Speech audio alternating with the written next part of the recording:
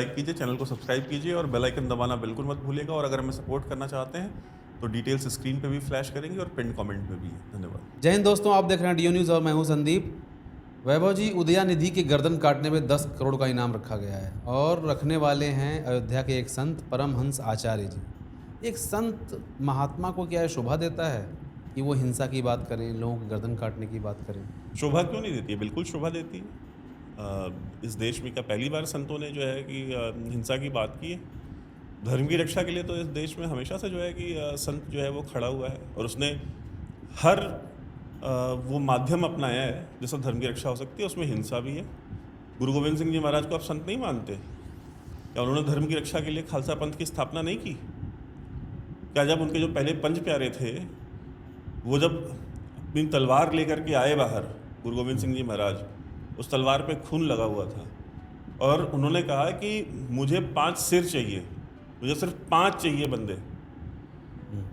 और जो पहला व्यक्ति खड़ा हुआ उनको सिर देने के लिए, क्योंकि इस देश में कोने कोने में हर जगह लोग त्रस्त थे, तो हर कोने से लोग आए थे। तो उड़ीसा से जो पहला आदमी जो सामने आया अपना सर देने के लिए गुरु गोविंद सिंह जी महाराज को, जो पहले 5 खालसा बने, वो पहला बंदा कौन था? वो एक उड़िया था। वो जगन्नाथपुरी से आया हुआ एक उड़िया था। दूसरा जो बंदा आया आगे, जो दूसरा खालसा बना, वो बंदा कौन था? वो एक तेलुगु था, आंध्र प्रदेश से आया हुआ। तो इस तरह से जो पहले पंच प्यारे थे वो 5 अलग अलग भारत के स्थान से आए थे, जिसमें सिर्फ एक पंजाब से था, बाकी 4 के चारों भारत के अलग अलग हिस्से से थे। एक आपके मेरठ का जाट था। तो हमारे इस देश में संतों ने हमेशा धर्म की रक्षा के लिए लड़ाई लड़ी है, ये कोई नई बात नहीं है। और आज की तारीख में अगर आचार्य परमहंस जैसे अगर 5 संत और हो जाएं इस देश में ना, तो इन सब की बोलती बंद हो जाएगी। इनको जो कीड़ा काटता है बार बार हिंदू धर्म का अपमान करने का, सनातन का अपमान करने का, वो कीड़ा इनका मर जाएगा उस दिन। आप देखिए, जैसे ही परमहंस आचार्य ने 10 करोड़ रुपए का इनाम रखा कि जो उदयानिधि का सर लाएगा मैं उसको 10 करोड़ रुपए दूंगा, अगले दिन प्रियांक खड़गे की भाषा बदल गई।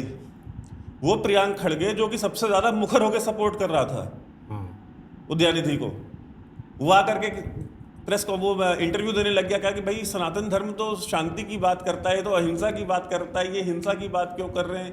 टोन चेंज हो गई तुरंत।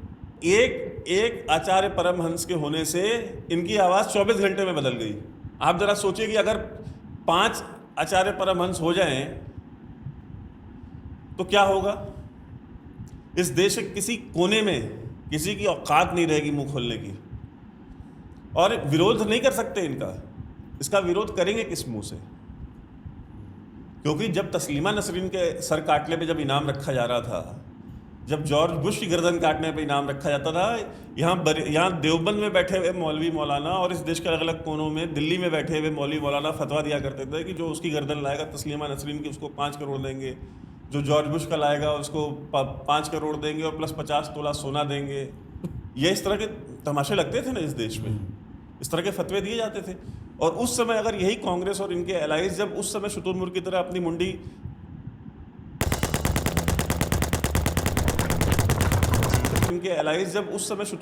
अपनी मुंडी जो है जमीन के अंदर गाड़े हुए थे और मुंह से आवाज नहीं निकलती थी, तो अब विरोध करेंगे कैसे? दरअसल इन्होंने एक्सपेक्ट नहीं किया था। इनको लगा था ना कि मतलब कि भगवाधारी है तो भगवाधारी तो यार वो तो सिर्फ भजन करेगा या शांति की बात करेगा, हिंसा की बात तो वो नहीं करेगा। मूवी आई थी ना, कहता कि भगवा देख के फ्लावर समझा गया फायर है मैं। ठीक है, तो इनको पता चला है कि भगवा पहनने वाला हर इंसान जो है ना वो फ्लावर नहीं है, फायर है। ठीक है। और गर्दन काटना कोई ऐसी विधा नहीं है जो सिर्फ आपके पास आपको आती है। हजारों साल से बलियां हम भी कर रहे हैं। हमारे तो देवी देवता गले में मुंड की माला पहने घूमते हैं। तुम लोग कल के लौंडे लपाड़े, तुमको क्या लगता है कि भाई हम उस रास्ते पे जाना नहीं चाहते? हम बर्दाश्त करते आए हैं अभी तक। हम कहते आए कि नहीं मत करो, जाने दो। हमारी जो पेशेंस की जो लिमिट है ना वो बहुत बड़ी है, वो सागर की तरह विशाल है। लेकिन सागर की भी एक सीमा है, वो भी अनंत नहीं है। अनंत सिर्फ एक है और वो सिर्फ हरि अनंत है, और कोई अनंत नहीं है यहाँ पे। तो इनको ये लगा कि ये भगवाधारी हैं, इनको ये क्या कर लेंगे, इनके यहाँ तो फतवे का भी सिस्टम नहीं है। अरे तो फतवे का सिस्टम नहीं है, हमारे यहाँ तो डायरेक्ट एक्शन का भी सिस्टम है। तुमको पता क्या है, तुमने अभी समझा नहीं है सनातन को। सनातन का मतलब, जो मैंने अपने लास्ट वीडियो में भी कहा, जो इटर्नल होता है, जो जब सब कुछ शून्य था तब भी था, और जब फिर से सब कुछ शून्य हो जाएगा तब भी रहेगा, वो है सनातन। और हमको जन्नत या हेवन नहीं जाना है। हमारे यहाँ स्वर्ग और नरक की कल्पना नहीं है। हमारे यहाँ जो कल्पना है वो मोक्ष की है, कि जन्म और मरण के बंधन से मुक्ति चाहिए हमको। और धर्म के लिए लड़ने वाला जो है वो तो मोक्ष प्राप्त करता ही है ना। आपको क्या लगता है कि सारी विद्याएं सिर्फ आपको आती हैं? आपको क्या लगता है कि सिर्फ आप लोगों को जो है समझा सकते हैं, आप उनको भड़का सकते हैं? लेकिन गर्दन काटना धर्म की लड़ाई कैसे जोड़ सकते हैं? क्यों नहीं, क्यों नहीं है? रावण की 10 गर्दनें काटी गई, क्यों नहीं है? क्यों काटी उसकी 10 गर्दनें? न काटते। गर्दन काटना हमारे धर्म में क्यों नहीं है? बिल्कुल हमारे धर्म का हिस्सा है। आप प्रोवोक नहीं कर रहे हैं एक कम्युनिटी को? भाई, आप हमारे समूल नाश की बात करेंगे, आप हमारे जनसंहार की बात करेंगे, और आप आरोप मेरे ऊपर लगाएंगे कि मैं प्रोवोक कर रहा हूँ। नहीं, आरोप नहीं, मैं आपसे पूछ रहा हूँ क्योंकि आप एक डायरेक्ट एक्शन की बात कर रहे हैं, इसलिए मैं पूछ रहा हूँ। भाई, मैं कह रहा हूँ कि परमहंस आचार्य जैसे सिर्फ 5 हो जाएं इस देश में, 5 हो जाएं, इनमें से किसी के औकात नहीं है कि अपने मुंह से कुछ बोल सकें, चू नहीं निकलेगी इनके मुंह से। इन्होंने बेसिकली ये समझ लिया है कि जो हिंदू है वो कायर है। हमारी सहिष्णुता को हमारी कायरता समझ लिया गया है। वो तो ये कह रहे हमारे हैं कि पेशेंस को हमारी कॉवर्डिस समझ लिया गया है। वो तो कह रहे हैं 10 करोड़ लाएंगे कहाँ से ये? वो तो कह रहे हैं 10 करोड़ रुपए कहाँ से लेके आएंगे, इनके पास तो कपड़ा पहनने का पैसा नहीं है। 10 करोड़ रुपया कहाँ से लाएंगे यार? 10 करोड़ रुपया इस देश में किसी भी संत के लिए इकट्ठा करना कोई बड़ी चीज़ नहीं है। आपको क्या लगता है कि आज परमहंस आचार्य अगर ये अपील कर दें कि आप लोग हमको चंदा दीजिए, हमको जो हेड मनी है ये देनी है, एक व्यक्ति ने ये कार्य कर दिया, तो आपको क्या लगता है इस देश में कितने लोग हैं जो 10 करोड़ क्या, वो 10 करोड़ के अमाउंट एक्सीड कर जाएगा, इतना चंदा जाएगा? 10 करोड़ रुपया यार, उसको अपनी जेब से, वो जो कह रहे हैं कि इनके पास 10 रुपये देने के औकात नहीं, जो खुद पंचर लगाते हैं 10-10 रुपये लेके, वो दूसरे को बोल रहे हैं इनके पास 10 करोड़ कहाँ है? अब ये पंचर वाले बताएंगे कि हमारे पास कौन सा संत के पास 10 करोड़। रामचरितमानस में जो है भगवान श्री राम ने भी कहा, विनय न मानत जलधि जड़, गए 3 दिन बीत, बोले राम सकोप तब, भय बिन होई न प्रीत। ठीक है, तो भय के बिना ना प्रीत नहीं होती। ये भगवान राम आपको ज्ञान दे के गए हैं आज से हजारों साल पहले। मतलब डर का माहौल, आप डर का माहौल बने रहना चाहिए। तापमान जो है ना, वो तापमान बने रहना चाहिए जो है। Water must boil at the right temperature, ठीक है, and it must keep boiling. ये इनको ये देखिए, हमारी सहिष्णुता को हमारी कमज़ोरी समझने का जो ये सिलसिला शुरू हुआ है, हमको ये मिथ जो है, ये मिथ्या जो है, इस मिथ्या को तोड़ना होगा, इस मिथ्या के जंजाल से निकलना होगा। अब जिस दिन इस मिथ्या के जंजाल से निकल गए, सारे सीधे हो जाएंगे। आप देख लीजिए, इस देश में जब जब आपने प्यार से कोई चीज़ें करने की कोशिश की, तब तब इस देश में मसले सुलझे नहीं हैं, सिर्फ बिगड़े हैं, और उसकी कीमत सिर्फ और सिर्फ सनातनी हिंदुओं ने चुकाई है। खालिस्तान इशू को जब तक आप प्यार से सुलझाने की कोशिश करते रहे, तब तक हिंदुओं की लाशें पंजाब में गिरती रही। जिस दिन आपने वहाँ फौज लगा दी, जिस दिन आपने वहाँ ऑपरेशन शुरू कर दिए, काइनेटिक इंटेलिजेंस बेस्ड ऑपरेशन शुरू कर दिए, आप देखिए पूरा का पूरा खालिस्तान मूवमेंट पंजाब से उठे कनाडा शिफ्ट हो गया। यहाँ पे बचे ही नहीं फुट सोल्जर। ठीक है, सॉल्व हो गया ना जब आप, लेकिन आपको थोड़ी देर से समझ में आई। जब आप 10, 20 हज़ार, 50 हज़ार, 1 लाख हिंदू मरवा लेते हैं, तब आपको समझ आती है। कश्मीर में जब तक आप उसको प्यार से सुलझाने की कोशिश कर रहे थे, जब तक आप उस पर पर्दा डालने की कोशिश कर रहे थे, आप बातचीत करने की कोशिश कर रहे थे, कश्मीर में क्या हुआ? जब तक 10, 20, 50 हज़ार कश्मीरी पंडित मारा नहीं गया और वहाँ से कश्मीरियों का एक्सोडस नहीं हुआ, पलायन नहीं हुआ, घाटी जो है कश्मीर घाटी हिंदू विहीन नहीं हो गई, तब तक आप जागे नहीं। लेकिन जब आप जाके, जब जैसे आपने वहाँ सेना भेजी, राष्ट्रीय राइफल ने पहुँच करके वो भूसा भरा है कि बिल्कुल 2 साल के अंदर सब कुछ अंडर कंट्रोल आ गया था। उसके पास भी जो बचे कुछ, फिर आपने कहा कि नहीं अब हमको हीलिंग टच देना है, फिर आप हीलिंग टच लेके पहुंच गए वहां पे, फिर आपने इन ब्लैकमेलर्स को पैसे देने शुरू किए। अब तो पब्लिश हो गई ये रिपोर्ट कि पिछले 20 साल में जब तक ये मोदी गवर्नमेंट नहीं आई थी, ये हुर्रियत कॉन्फ्रेंस वालों को भारत सरकार हर साल 100 करोड़ रुपए देती थी। 100 करोड़ हर साल देती थी, और वो 100 करोड़ रुपए लेकर के भी ये हरामजादे वही काम करते थे जो ये करते आए हैं। आज तो जेल वही में बंद की कॉल, वही फौजियों पे हमला, वही आतंकवाद, वही हड़तालें, वही काम कर रहे थे। लेकिन आपने जब ऑपरेशन रीच आउट से आप जैसे ही ऑपरेशन ऑल आउट की तरफ गए, आप देखिए आपने साल में कश्मीर में जो 200-300 विकेटें गिरानी शुरू की, ऑपरेशन ऑल आउट देखिए एकदम सक्सेसफुल हुआ। उसके बाद आपने जब हटा दिया आर्टिकल 370, भाई आर्टिकल 370 हटाने की जो ज़मीन भी थी वो किसने तैयार की? वो ऑपरेशन रीच आउट ने नहीं तैयार की थी, ऑपरेशन ऑल आउट, वो ऑपरेशन ऑल आउट ने तैयार की थी वो ज़मीन। कि कोई बचा ही नहीं था बवाल करने वाला, जो बवाल कर सकता। कोई बचा ही नहीं था कि कोई गोली चलाता, कोई लॉ एंड ऑर्डर की सिचुएशन क्रिएट करता। लेकिन टारगेटेड किलिंग तो अभी भी हो रही है। तो इक्का दुक्का देखिए, अब जाहिर सी बात है पाकिस्तान ने 7 लाख लोगों की जो फौज बना रखी है, उसको भी तो अपने रोजगार का कोई बहाना चाहिए ना कि भाई हमने 7 लाख की फौज क्यों रखी है। तो वो छुटपुट कुछ ना कुछ होता रहेगा। लेकिन आपको वो दौर नहीं याद है। ज़्यादा पीछे मत जाइए, जरा 2016 में चले जाइए, 2017 में चले जाइए, 2018 में चले जाइए। कश्मीर में माहौल क्या होता था? आए दिन कर्फ्यू और हर हफ्ते में 1 दिन 2 दिन कश्मीर के ऊपर कोई ना कोई डिबेट चल रही होती थी।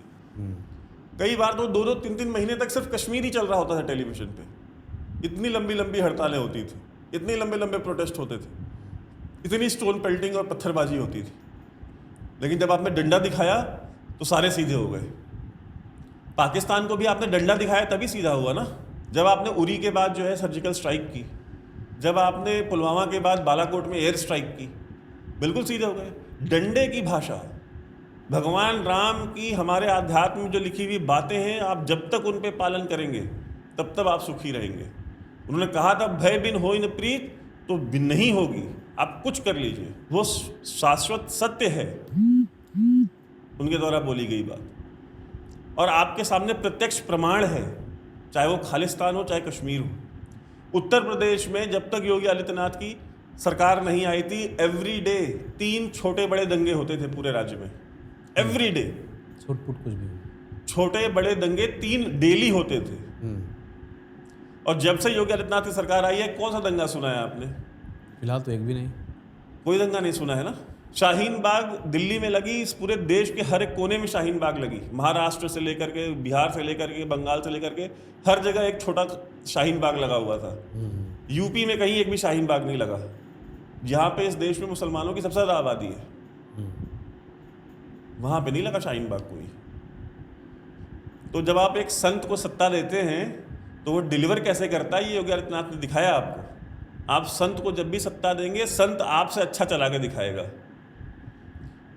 क्योंकि वो हमारे आपकी तरह ना लिपिर चिपिर नहीं करता है कि इसमें कॉन्स्टिट्यूशनल वैल्यू क्या है, इसमें लिबर्टी कहाँ पे है, इसमें वो कहता है यार जो हमको हमें ऑक्सफोर्ड और जो है कि कैम्ब्रिज से सीखने की ज़रूरत नहीं है कि देश कैसे चलाना है।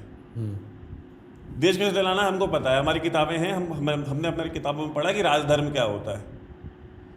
ठीक है, लेकिन संत को सत्ता देने का एक appeasement of none, justice for all. ठीक है, मेरा प्रश्न ये है कि जब संत को सत्ता देते हैं तो उसका एक ड्रॉबैक ये भी तो है कि अतीक अहमद जैसे लोग पुलिस कस्टडी में मार दिए जाते हैं। तो अतीक अहमद को कौन से बहुत बड़े समाज सुधारक थे, समाज सेवी थे? क्रिमिनल था, गुंडा था, माफिया था, लोगों का हत्यारा था। जो प्रयागराज में रहने वाले हैं, जरा जाके उनसे पूछिए आप। अवैध जमीनें कब्जा करता था, लोगों की जान ले लेता था छोटी छोटी बातों पे। ऐसे अपराधियों को तो मैं कहता हूं कि एक नहीं, अगर 100 है तो 100 मारिए, सड़क पे नहीं जेल के अंदर मारिए, हमें फर्क नहीं पड़ता है। भाई जब इस देश की न्यायपालिकाएं जब न्याय नहीं देंगी तो जनता खुद न्याय करेगी या उस जनता को न्याय देने वाले को सपोर्ट करेगी? दो में से एक ही चीज होगी। अगर न्यायपालिका खुद न्याय नहीं देगी तो या तो जनता खुद न्याय करेगी या जनता को न्याय देने वाले को लेके आएगी कि भाई ये हमको न्याय दिलाएगा, वो दिलवा रहा है। ये दंगे, ये गुंडागर्दी, ये वसूली सब बंद क्यों हो गई?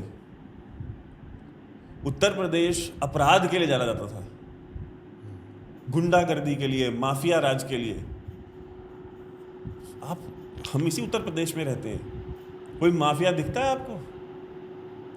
इस देश में हर जिले में आप, मतलब इस उत्तर प्रदेश में आप कहीं भी चले जाते, आपको, आप चौराहे पे खड़े हो जाइए, वो माफिया का काफिला जा रहा है, वो फला माफिया का काफिला जा रहा है, बंदूकधारी उतर रहे हैं 15-15, 20-20 हाथ में बंदूकें लेकर के। मतलब एक कबीलाई किस्म का समाज बना हुआ था ये। इस तरह के सीन्स आप पाकिस्तान में देखा करते थे, खैबर इलाके में। उत्तर प्रदेश को खैबर बना दिया था इन्होंने, बाबा ने फिर उसको उत्तर प्रदेश बना दिया है। उत्तम प्रदेश। जिन लोगों को इससे प्रॉब्लम है कि भाई ये रामचरितमानस का ज्ञान हम नहीं लेंगे, ये हमारे बिलीफ के खिलाफ है, इससे हमारी भावना को ठेस पहुंचती है, मतलब हम उनको दूसरी कहावत बता देते हैं। इस देश की बहुत पुरानी कहावत है, जैसा मुंह वैसी चपेड़। ठीक है, तो ये जिस तरह के लोग हैं, उदयानिधि और प्रियांक खड़गे और ये सारे जितने भी हैं, सनातन के समूल नाश की बात करते हैं, उसकी वकालत करते हैं, इनका जैसा मुंह था परमहंस आचार्य ने वैसी चपेड़ मारी है, तो बिल्कुल मिमियाने लग गए हैं कि शांति, अहिंसा, गांधी। फिर को गांधी याद आ गया अब। ठीक है, आप जब श्री राम को याद करेंगे तब तब इनको गांधी याद आएगा। आप जब श्री राम के बताए हुए रास्तों पर चलेंगे, इनको गांधी याद आएगा। आप जब भगवान कृष्ण के आध्यात्म और उनका जो विजडम है, आप उसको प्रयोग करेंगे, इनको गांधी याद आएगा। अगर आप कृष्ण और राम और उनके बताए हुए रास्ते और उनके आध्यात्म को अगर आप भूल गए, तो फिर ये आपके समूल नाश की भी बात करेंगे, आपके खिलाफ राइट्स की भी बात करेंगे, आपको मारने, आपकी ज़मीनें कब्जा करने, हर एक चीज़ की बात करेंगे ये। फिर वक्फ बोर्ड आएगा और आकर के आपसे कहेगा कि आपका जो घर है ये आपका घर नहीं है, ये वक्फ बोर्ड की प्रॉपर्टी है, और आप साबित करते रहिए कि नहीं, क्योंकि जो भारत का कानून है भाई उसके हिसाब से तो ये, अगर वक्फ बोर्ड ने कह दिया कि ये प्रॉपर्टी हमारी है, तो ये प्रूफ करना कि वो प्रॉपर्टी उनकी नहीं है, ये आपकी जिम्मेदारी है। वक्फ बोर्ड को नहीं साबित करना कि वो उसकी ज़मीन है, उसको बस कह देना है, क्लेम कर देना है। आपको फिर सबूत देने पड़ेंगे कोर्ट में जाकर के कि नहीं, ये कि मेरे घर के कागज़ हैं। तो ये जितने भी ये भू माफिया है, वक्फ बोर्ड लिटरली एक भू माफिया की तरह ही तो है इस देश में।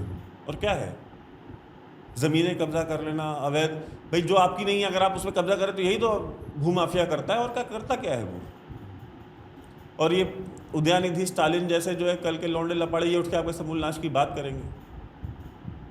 आप परमहंस आचार्य जैसे 5 संत इस देश में खड़े कर लीजिए, और जो खड़े होने को तैयार उनको सपोर्ट कर दीजिए। भाई हम सपोर्ट करते हैं इनको, हम इनके साथ खड़े हैं।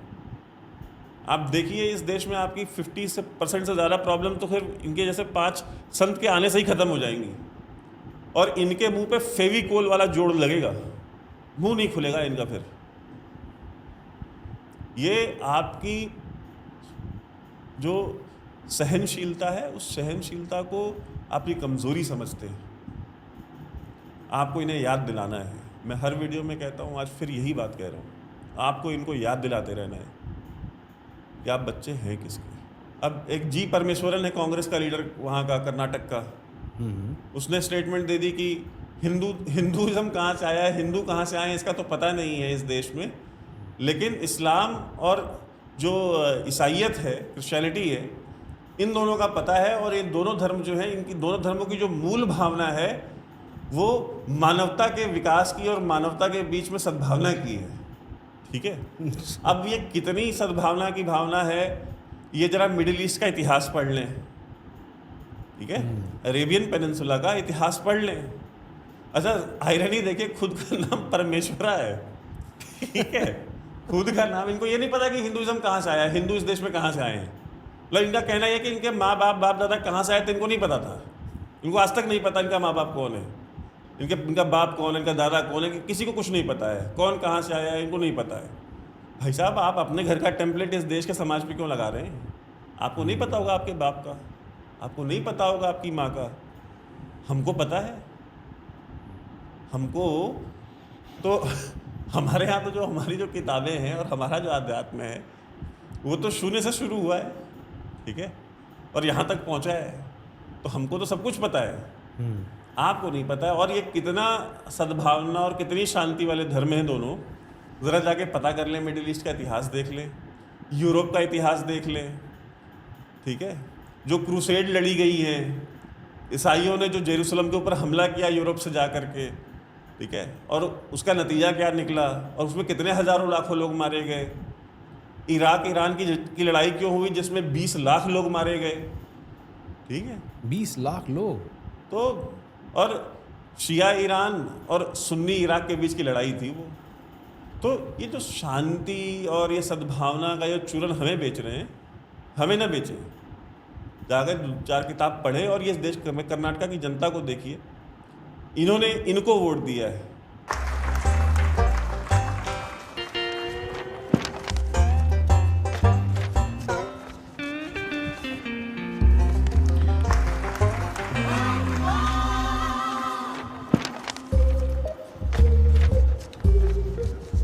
कर्नाटक के जो सनातनी हिंदू हैं, they have voted for people like these, Priyank खड़गे एंड दिस परमेश्वरा। तो आपने ऐसे लोगों को वोट दिया। इस देश में चुनाव हारा कौन पता है? इस देश में चुनाव हारे जयराम ठाकुर, हिमाचल प्रदेश के मुख्यमंत्री, इकलौता मुख्यमंत्री जिसने मंदिर, कहते हैं ना फ्री द टेम्पल्स, कि सरकारी नियंत्रण से मंदिरों को हटाया जाए। क्योंकि मंदिर जो है उनका जो भी, अच्छा मस्जिद में जो पैसा आता है वो मस्जिद का पैसा है, ठीक है, चर्च में जो डोनेशन आती है वो चर्च का पैसा है, जो गुरुद्वारे में चंदा गिरता है गुरुद्वारे का पैसा है, लेकिन जो मंदिर में पैसा डोनेट होता है, जो मंदिर में चढ़ावा चढ़ता है, वो सरकार का पैसा होता है। उस पर मंदिर का अधिकार नहीं, मंदिर नहीं डिसाइड कर सकता है हमें इसमें से कितना पैसा जो है किस कार्य में लगाना है। पहला मुख्यमंत्री जिसने मंदिरों को फ्री किया, उसने कहा कि कोई सरकारी नियंत्रण नहीं होगा, सभी मंदिर अपना खुद का गवर्निंग बॉडी बनाएं और मंदिरों को चलाएं, सरकार का कोई लेना देना नहीं है। The government has no business to be in temple business. उसको चुनाव हरा दिया हिमाचल प्रदेश की जनता ने, और कर्नाटक की जनता इनको लेके आई है, प्रियांक खड़गे और परमेश्वरा को। हमारे यहाँ पे ये जो कमियां कोताहियां हैं ना, ये कितनी भारी पड़ती हैं, ये लोगों को आज नहीं समझ में आ रहा, समझ में आएगा। कर्नाटका में अब समझ में आ रहा होगा। जिन्होंने बिरयानी और बोतल के ऊपर वोट दिया था, उनको समझ में आ रहा होगा अभी। ठीक है, आपको हो सकता है कोई लीडर आपको पसंद ना हो, अपनी नाराजगी जाहिर कीजिए, देखिए कम से कम ऐसे लोगों को तो इलेक्ट मत कीजिए। आप कोई इंडिपेंडेंट इलेक्ट कर लीजिए, कोई ढंग का आदमी, किसी तीसरी पार्टी का कर लीजिए, कम से कम इनको वोट मत दीजिए जो आकर के कहते हैं कि नहीं जो वो कह रहे हैं ठीक है। और 24 घंटे और एक आचार्य परमहंस खड़ा होता है तो उसके, अच्छा उस पे भी खड़े नहीं रहते। वो कहता है 10 करोड़ रुपए सर काटने को दूंगा, तो उसको लगा होगा कि यार 2-4 करोड़ तो मेरे भी सर का दे ही देगा तो वो साइड हो लिया, कहा कि नहीं नहीं शांति, हरे राम हरे कृष्ण, ओम शांति करने लग गया। ठीक, तो सचेत रहे, ये गलतियां न करें हम, बस यही आशा है।